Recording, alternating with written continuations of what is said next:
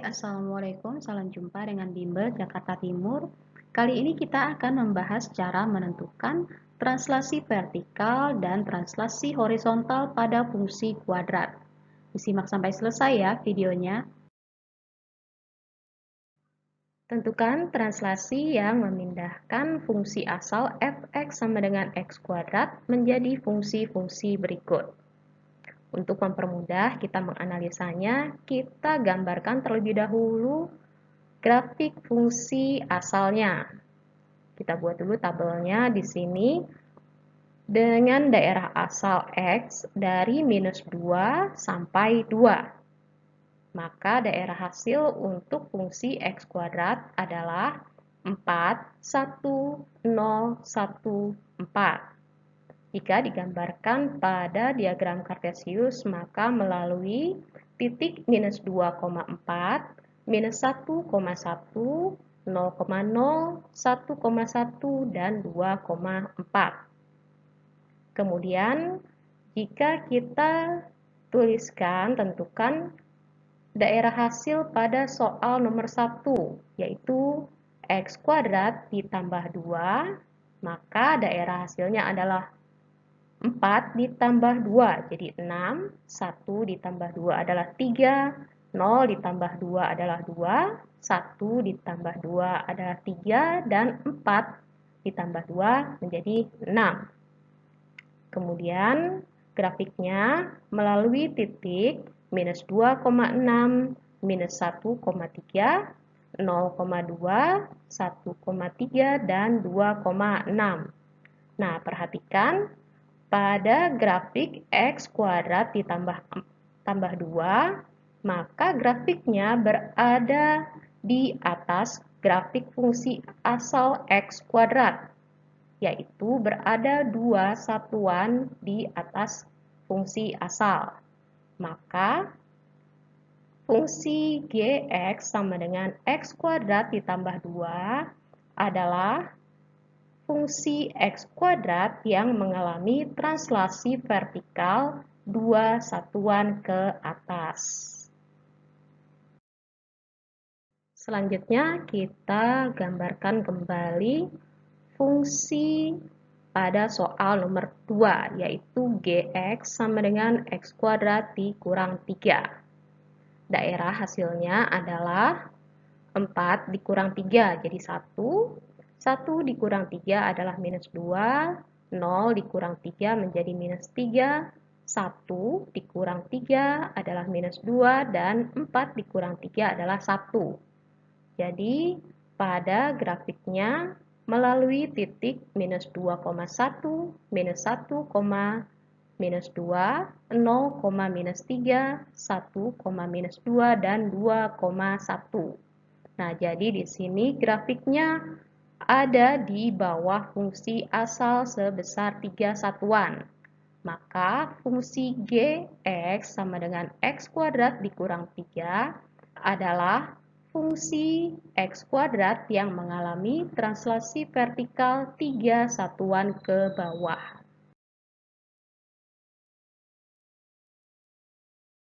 Kita lanjutkan soal nomor 3. Gx sama dengan buka kurung x plus 1 tutup kurung kuadrat. Jadi untuk daerah hasil dari fungsi tersebut, maka nilai x pada daerah asal ditambahkan 1 terlebih dahulu baru kemudian dikuadratkan.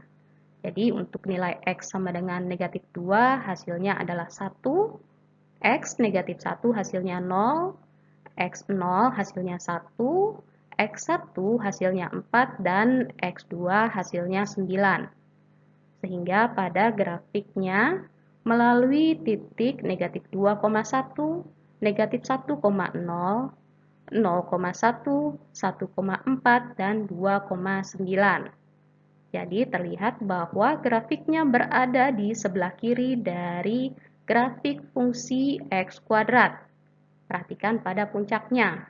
Berada satu satuan di sebelah kiri dari grafik fungsi asal. Maka grafik dari gx sama dengan buka kurung x plus 1 kuadrat adalah fungsi asal yang mengalami translasi horizontal satu satuan ke kiri. Soal nomor 4, fungsi Gx sama dengan buka kurung X dikurang 2 tutup kurung kuadrat. Jadi daerah hasilnya didapatkan dengan daerah asal X dikurangi 2 baru kemudian dikuadratkan. Jadi untuk X negatif 2 hasilnya adalah 16.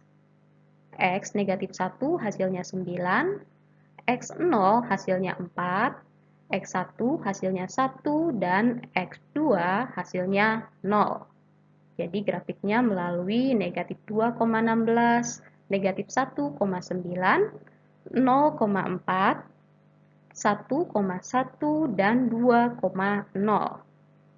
Perhatikan pada grafik tersebut, puncaknya yaitu 2,0 berada 2 satuan di sebelah kanan dari fungsi asal X kuadrat. Maka fungsi Gx sama dengan buka kurung X dikurang 2 tutup kurung kuadrat adalah fungsi X kuadrat yang mengalami translasi horizontal 2 satuan ke kanan. Dari soal nomor 1 sampai nomor 4 bisa kita simpulkan bahwa jika kita tambahkan angka pada fungsi X kuadrat, maka menyebabkan translasi vertikal. Jika angka atau konstanta yang ditambahkan bernilai positif, maka fungsinya atau grafik fungsinya bergeser ke atas. Sedangkan jika angka yang ditambahkan bernilai negatif, maka fungsinya mengalami translasi atau pergeseran vertikal ke bawah. Jika angka yang ditambahkan melekat pada X, maka fungsi mengalami translasi horizontal. Jika angka yang ditambahkan bernilai positif, maka translasinya adalah ke kiri. Jika angka yang ditambahkan bernilai negatif, maka translasi horizontalnya adalah ke kanan. Nah, jadi sekarang kita bisa jawab soal nomor 5 dan nomor 6. Pada fungsi Gx sama dengan buka kurung X ditambah 3 pangkat 2 dikurangi 5. Nah, angka yang ditambahkan yang melekat pada nilai X adalah plus 3, maka mengalami translasi horizontal 3 satuan ke kiri, karena nilai plus jadi ke kiri. Sedangkan angka yang dijumlahkan dari fungsi kuadratnya yaitu negatif 5, maka translasinya adalah vertikal 5 satuan ke bawah. Pada soal nomor 6, Gx sama dengan buka kurung X dikurang 2 tutup kurung kuadrat ditambah 4, maka X pada fungsi X dikurang 2, jadi angka yang ditambahkan yang melekat pada nilai X adalah negatif 2. Jadi translasi yang dialami adalah translasi horizontal 2 satuan ke kanan. Sedangkan angka plus 4 menunjukkan translasi vertikal 4 satuan ke atas. Untuk menentukan translasi pada soal nomor 7 dan nomor 8, fungsinya kita ubah dulu ke dalam bentuk Gx sama dengan buka kurung X plus A tutup kurung kuadrat ditambah B. Jadi, X plus A tutup kurung kuadrat adalah bentuk kuadrat sempurna. Perhatikan pada soal nomor 7, Gx sama dengan X kuadrat ditambah 4X ditambah 7. Untuk menentukan kuadrat sempurnanya, perhatikan koefisien dari X, yaitu 4. Nilai setengah dari 4 adalah 2. Jadi, 2-nya kita kuadratkan. Jadi sama dengan X kuadrat ditambah 4X ditambah 2 kuadrat. Nah, 2 kuadrat bernilai 4. Sedangkan konstanta pada fungsi asalnya yaitu 7. Maka harus kita tambahkan 3 supaya 4 ditambah 3 adalah 7. Nah, X kuadrat ditambah 4X ditambah 2 kuadrat bisa kita ubah menjadi X plus 2 tutup kurung kuadrat. Kemudian ditambahkan lagi dengan 3. Nilai plus 2 melekat pada X menunjukkan translasi horizontal. Karena bernilai positif, maka 2 satuan ke kiri. Sedangkan plus 3 menunjukkan translasi vertikal 3 satuan ke atas. Pada soal nomor 8, fungsinya adalah Gx sama dengan X kuadrat dikurang 6X ditambah 5. Perhatikan koefisien dari X adalah negatif 6.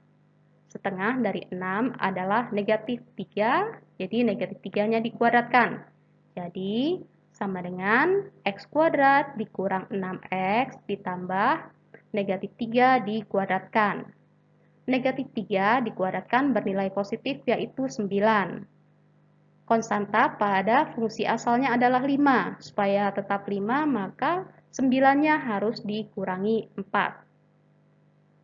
X kuadrat dikurang 6X ditambah negatif 3 dikuadratkan bisa kita ubah menjadi buka kurung X dikurang 3 tutup kurung kuadrat kemudian dikurangi 4. Jadi nilai yang melekat pada X adalah negatif 3. Maka translasi horizontalnya adalah 3 satuan ke kanan. Negatif 4 menunjukkan translasi vertikal 4 satuan ke bawah. Nah, demikianlah pembahasan kita kali ini. Semoga bermanfaat dan mudah dipahami. Jangan lupa ya, like dan share. Wassalamualaikum warahmatullahi wabarakatuh.